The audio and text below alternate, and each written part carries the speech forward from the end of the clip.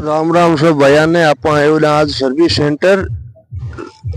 और service centre है अपने नागौर जोधपुर बाईपास के ऊपर। और अपनी गाड़ी हैगी मिस्टेक मिस्टेक हैगी। अभी शाम को 6 बज गई, अभी काम है को नहीं, काम है सुबह। सुबह एक दिन आप खड़ा है यार, अन्य आप ये देखो 5-7 और भी गाड़ी खड़ी है। एमे भी काम नहीं है रही, पीछे दिख रही है जगह में। और बाद में ये देखो स्कूटी स्कूटी खड़ी है। अब पहली बार देखी यहाँ लीलैंड का टेल को मायने स्कूटियाँ, और वे भी एक दो नहीं बल्कि 500-600 के करीब स्कूटी है।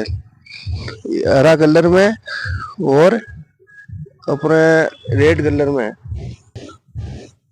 ये लाल कलर में आई और हरा कलर में। भाई बहुत सारी स्कूटियाँ हैं और आओ एक ले सब मारा मन दुकान फॉलो करी ना, फॉलो करना एक स्कूटी फ्री। आओ ले जाओ भाई साहब।